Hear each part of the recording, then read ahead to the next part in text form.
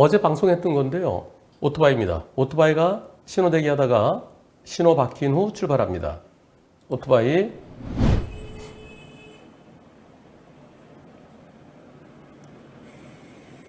자, 이제 신호 바뀔 거예요.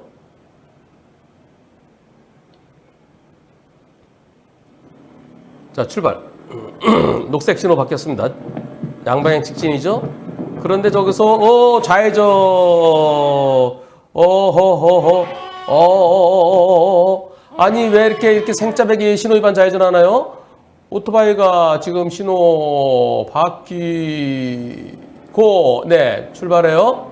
그런데 저 뻔히 보일 텐데, 왜 여기서 좌회전을 할까요? 신호 위반 좌회전. 오토바이 운전자 크게 다쳤습니다. 정강이뼈가 부러졌어요. 그래서 응급수술했답니다. 나중에 장애가 남을 수도 있는 상황이에요.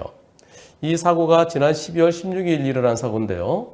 아직까지 입원 중이랍니다. 그런데 가해자가 한 번도 미안하다 소리 안 한대요. 제3자 통해서요. 오빠라든가 누굴 통해서 뭐 미안하다고 여기가 뭐 한 번 연락을 왔었대요. 네, 한 번 연락을 왔었는데 상대 측에서 변호인 선임돼 있답니다. 변호인 선임돼 있는데 그런데 어차피 신호위반 사고니까 난 처벌받는다. 뭐 합의 하나 안 하나 처벌받으면 똑같지 않느냐 그러면서 네, 합의하자고 얘기도 이런 방법 없었답니다. 근데 시간이 벌써 12월 16일이니까 딱 3달 됐네요. 3달 돼서 아니 이게 어떻게 진행되고 있을까? 진단서 14주 진단서 제출했는데요. 검찰에 전화를 해봤더니 끝났는데요? 어떻게 해요? 근데 약식 기소됐어요. 벌금 200만 원이 약식 기소됐답니다. 일반적으로 12대 예외 사유, 10대 중과실이라고 그러는 거예요. 근데 그럴 때 보통 뭐 신호위반, 뭐 횡단보도 사고 이럴 때요. 종합범위에 가입돼 있더라도 진단 1주당 벌금 30만 원이 보통이거든요. 30만 원. 그럼 14주면 얼마예요? 4일, 3일은 4, 3, 12. 한 4, 500만 원 되잖아요. 그런데 8주 이상이면 많이 다쳤으니까 재판받게 하는 게 일반적이거든요. 합의되면 벌금형 할 수 있겠지만. 그런데 14주 진단, 합의 없고 검사에게 진정서까지 냈는데 벌금 200만 원이 약식 기소됐답니다. 이거 어떻게 될까요? 아주 특이한 상태입니다.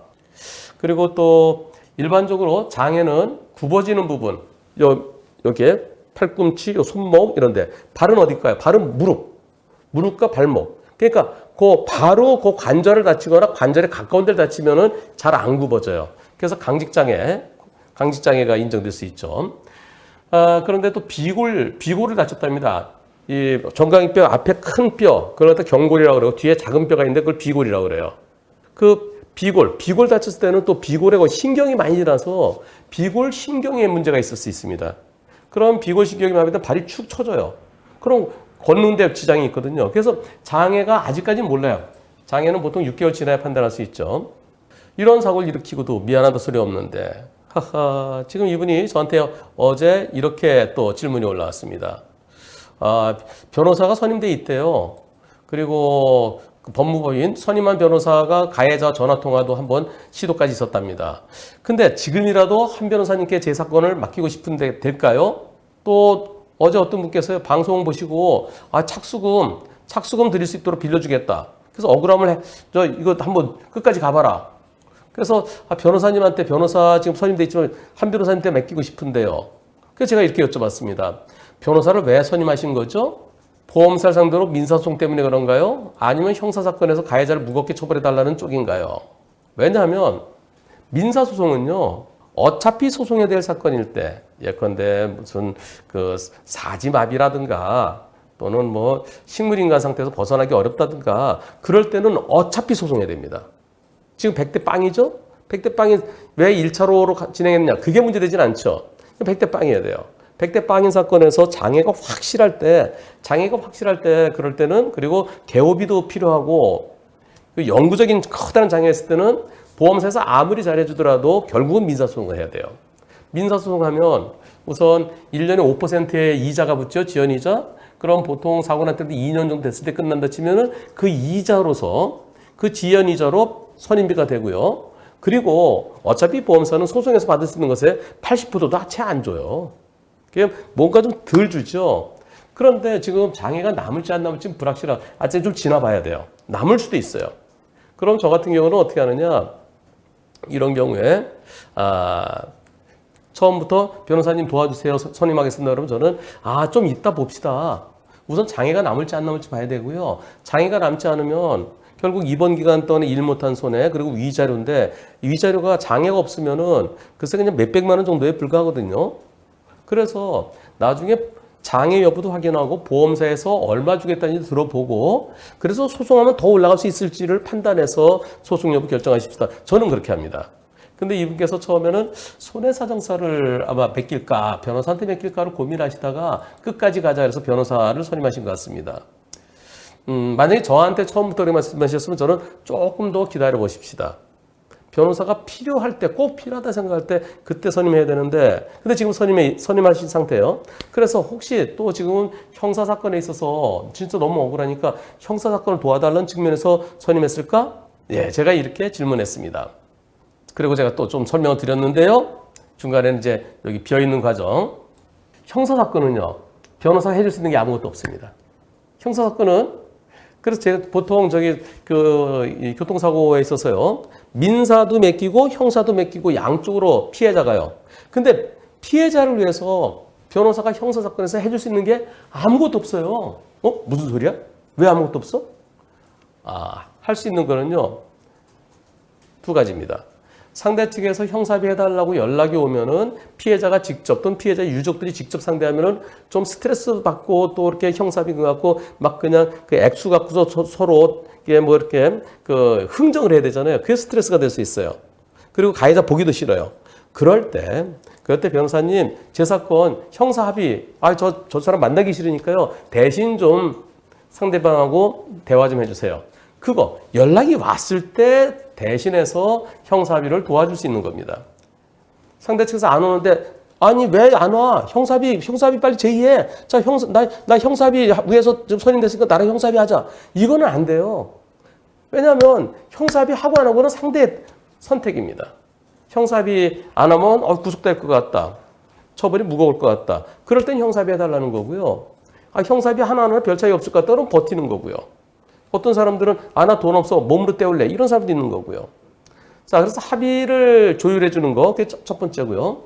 두 번째, 상대가 합의해달라는 소리를 안 해요. 그럼 진정서 쓰는 거. 진정서 쓰는 것은 옛날에는 변호사님 진정서 써주세요 그랬어요. 저는 그렇게 안 합니다. 진정서는 본인이 쓰세요. 본인이 이 사건의 억울함을 써보세요. 너무 길지 않게. 길면은 판사가 안 읽어봅니다. 그러면 길지 않게 진정서를 써서 한 2페이지나 뭐 2페이지 반 정도 그리고 꼭 필요한 것만. 이건 뭘까요? 이 사건 내가 신호받고 출발했는데 뻔히 보이는데 바로 와서 절 들이받았어요. 이런 일이 있었을 수 있겠습니까? 저 이 사고로 고통스럽게 지금 3달째 병원에서 입원 중이고 그리고 다리가 부러져서 그동안 일도 하나도 못했고 앞으로 장애가 남을지도 모르고 그런데 가해자가 14주 진단인데 14주 진단이면 14주만 퇴원해야 되나요? 지금 12주 지났어요. 아니에요. 14주 진단이지만 어쩌면 20주, 30주 동안 병원에 있을 수도 있습니다.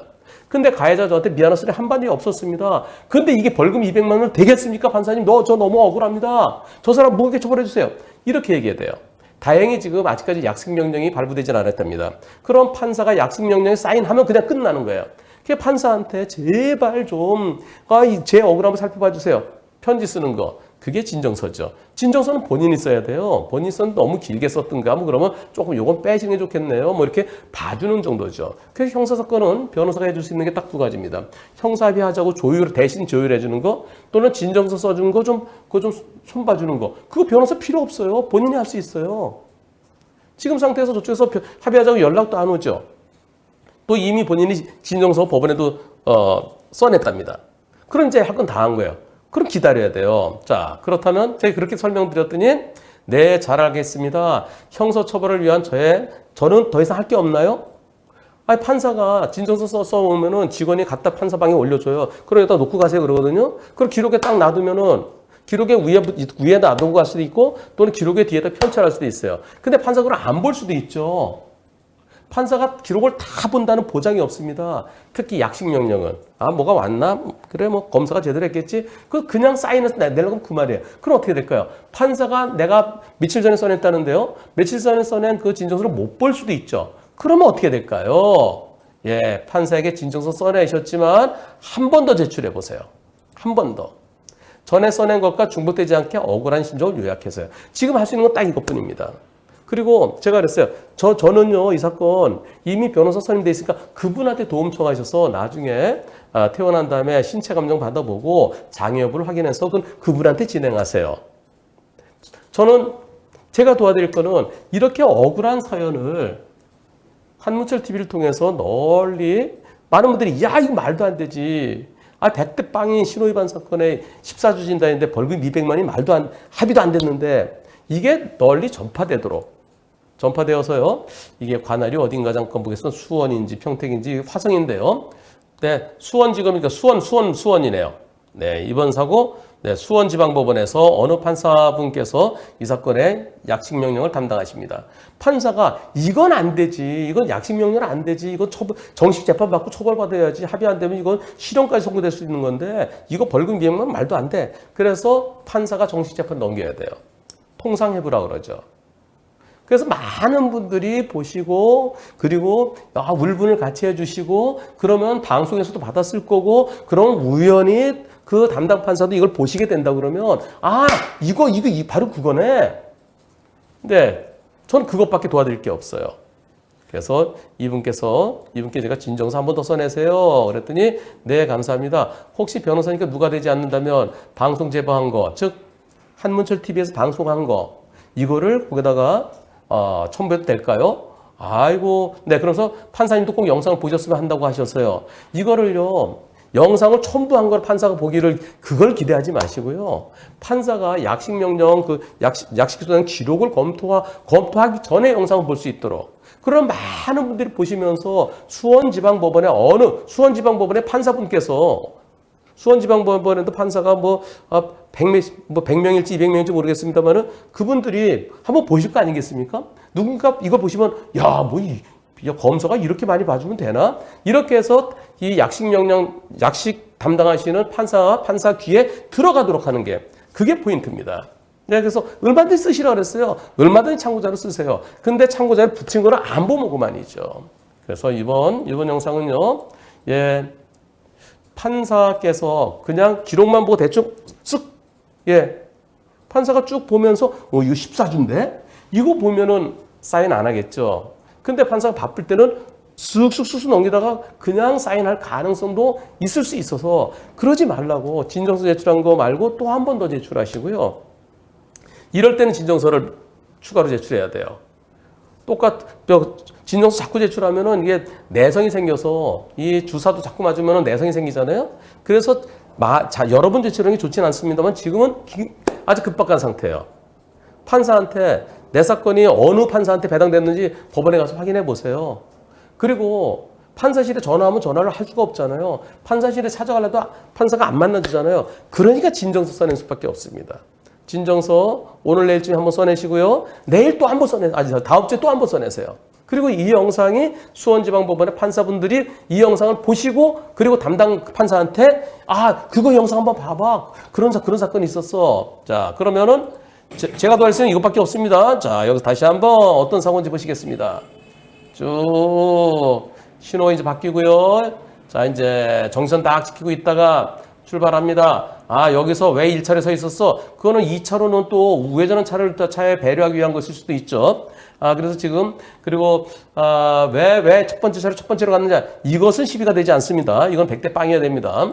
자, 여기서 이제 신호 바뀔 거고요. 바뀌고 출발했습니다. 출발해서 뻔히 보이는데,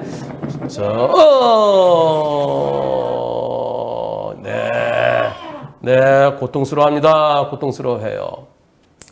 결국 본인이 쓴 진정서, 그리고 언론의 역할이죠.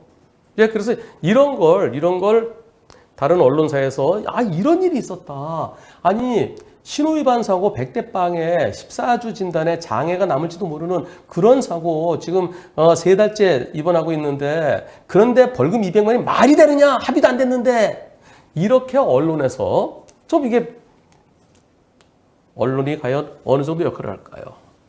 이 억울함 진짜 민사적으로는 나중에 선임하신 변호사님께서 그 법인에서 소송을 해주시겠지만 그러나 형사는 판사가 사인해서 내려가면 완전히 끝납니다.